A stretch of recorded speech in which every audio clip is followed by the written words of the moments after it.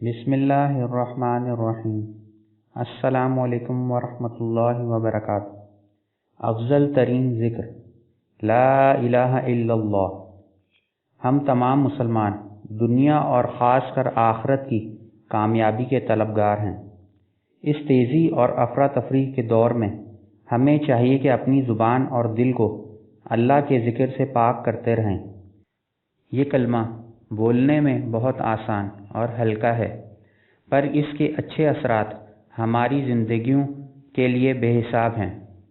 حدیث شریف میں آیا ہے، جابر بن عبداللہ رضی اللہ عنہ کہتے ہیں کہ میں نے رسول اللہ صلی اللہ علیہ وسلم کو فرماتے ہوئے سنا، سب سے بہترین ذکر لا الہ الا اللہ اور سب سے بہترین دعا الحمدللہ ہے۔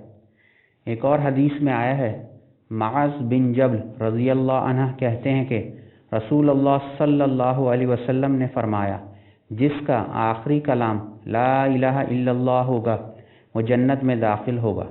اسی طرح ایک اور حدیث میں آیا ہے، ابو ہریرہ رضی اللہ عنہ کہتے ہیں کہ رسول اللہ صلی اللہ علیہ وسلم نے فرمایا، جب بھی کوئی بندہ خلوص دل سے لا الہ الا اللہ کہے گا اور کبائر کبیرہ گناہ سے بچتا رہے گا تو اس کے لیے آسمان کے دروازے کھول دیے جائیں گے اور یہ کلمہ لا الہ الا اللہ عرش تک جا پہنچے گا۔